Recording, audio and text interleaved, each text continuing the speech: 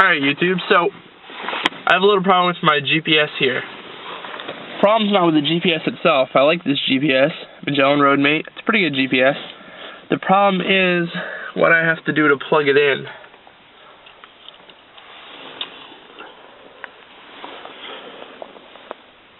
So as you can see, this is the wire right here. It gets in the way of the shifter, it gets in the way of the gauges, gets in the way of the turn signal. Or not the turn signal, that's the turn signal. That's windshield wipers. Anyways, it's highly annoying because they only decided to put one plug in the Versa. And it's right there. Right there. So, what I'm going to be doing is I'm going to wire in a new outlet. To do this, I'm going to use an out-of-circuit fuse holder. So I can take a fuse slot here, and I will wire in, or I will plug in my fuse holder and then plug a fuse into that and wire it to a new outlet and then plug it in. I'll do some kind of stealth wiring, like go through here. It's not really stealthy. I'll make it stealthy though. Alright, so here's what you're going to need for this project. You're going to need soldering iron, some solder. This is really cheap solder. You're going to need a add a circuit fuse holder. Basically, that goes into a fuse slot. Put the old fuse and a new fuse into it. Pretty simple stuff. You're going to need a power outlet. Pretty simple, straightforward. Heat shrink, snippers, and your wire stripper cutter. That's it. Alright, so I've just taken apart my outlet. So this is the actual outlet itself. That slides in through that, through the ring there. And this screws on the back. I only have one screw and one wire. Apparently they decided that you don't need to have two wires for this. You do, obviously. So now it's up to me to figure out how to work it. So I'm thinking that's going to be my positive wire, since it's what they gave me. Maybe. And then this is my negative. I really have no way to tell. Isn't that wonderful when they give you no way to tell? Nothing listed on here at all. Like, literally nothing. See back for application. For cars, trucks, and other vehicles. Mounts anywhere, universal fit. Like, basically, I have no idea how that works. So that's completely useless. This is instructions. Sorta. But once again, I mean, pretty basic stuff. So, yeah, I'm going to have to kind of work at this a little bit. Alright, so this is my add-a-line fuse holder. It comes with a crimp connection. I'm not a big fan of crimp connections though, so I'm actually going to cut this off, and I'm going to do a nice solid soldered connection, make sure it's a really good solid hold. It's going to be a fuse. I mean, it's going to be an outlet, so I want it to be solid. So I'm going to solder it right together. It looks like it's pretty thin wire. So, shouldn't be too bad. Alright, so what I'm going to do is I'm just going to leave the camera right here. I'm going to show you what I'm doing as I go. Right now the soldering iron is heating up, so all I'm doing is snipping that off. I'm not going to use it. I'm going to take my wire strippers and kind of guessing what gauge this is right now. I have no idea. It's not that one. Let's try 16 maybe.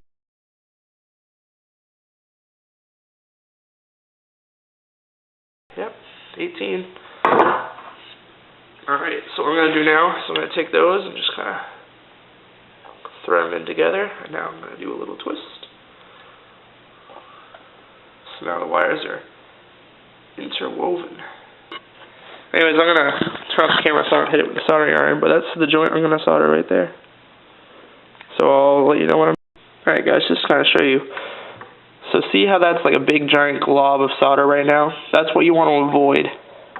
You want it to be just barely bigger than the wire. So I'm going to even it out now and show you what it should look like.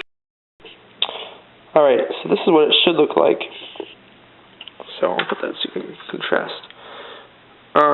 So you can see it is now nice and even. You can see the solder all the way around. Kind of missed the spot on the back there. I might add some more solder.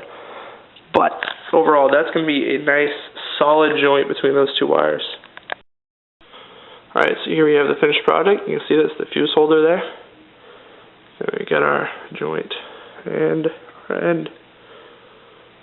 So that's all soldered together. I'm still assuming this is for the power. I don't know how to attach a ground.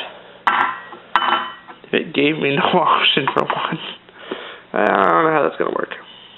We'll find out. Alright, so because they didn't provide me with a ground wire, I don't know why, I made my own. So I had a bunch of these little clips left over from the last install I did, last amp install. One of these little guys is a 2-prong clip. You can barely even see him. Just 2-prong clip that I'll use. I'll screw into a grounding point. This one is the same kind of sliding clip that we have on the bottom here. I'm actually going to put some solder on that one, I think. So anyways, soldered both those on. This one was, the wire was, it was made for a much bigger wire gauge. This one not so much. That one's decent.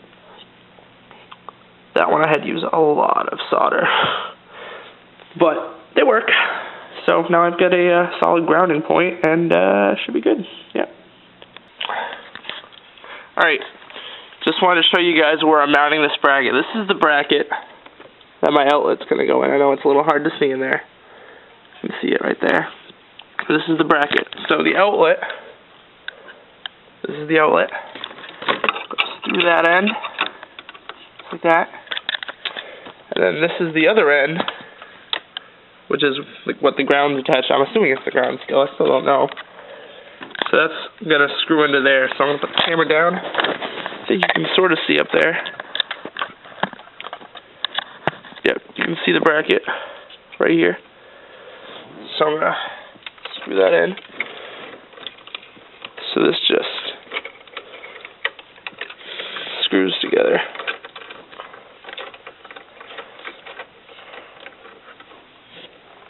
So now that's together. Nice and tight.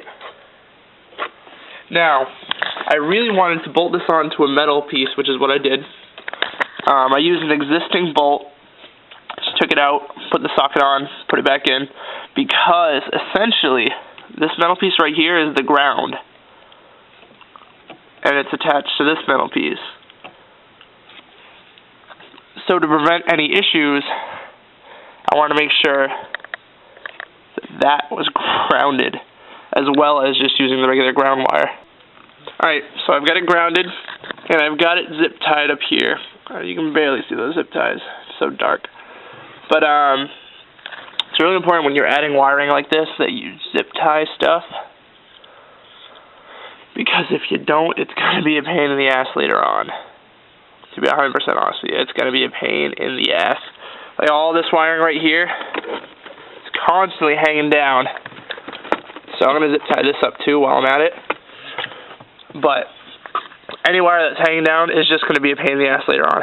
Later on in life, at some point, it will be a pain in the ass. So zip tie it when you do it. Alright, so because I'm using this inline fuse holder here, or this added line fuse holder thing, I have to choose a circuit to plug into. So the one I've chosen to use is the 10 amp mirror, and you can't even read it, in the corner there, all the way in the corner, mirror and audio. And I've chosen that one because that only uses power when the car is on, when the key is in the ignition. Basically, I don't want to use something that's going to accidentally drain my battery. So I believe that using really any of the accessory slots is going to be the best way to go. So, fairly simple. So I'm just going to plug it on in, I'll show you guys that, and then we'll test it out.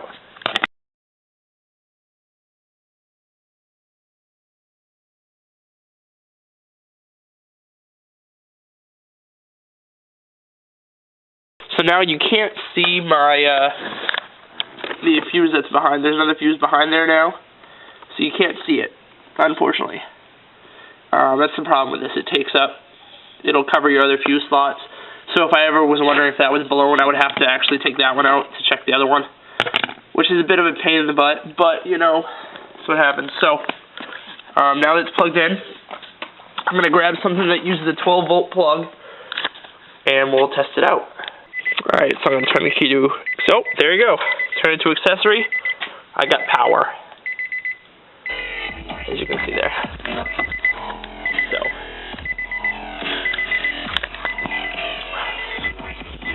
this is just the old interior light.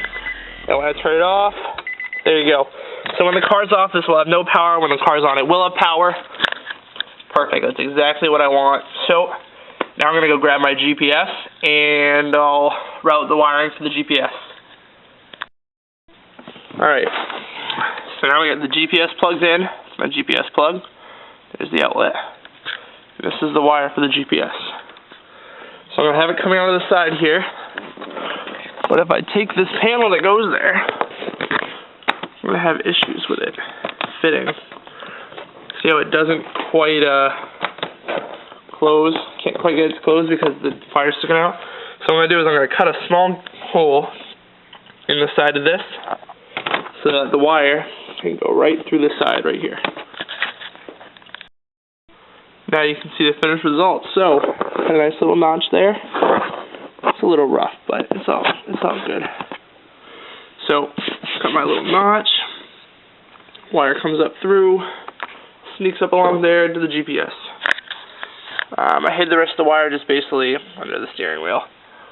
Yeah, it wasn't a big deal where it went either way. So, there you have it. So that's my new plug wired in. My GPS wire is hidden.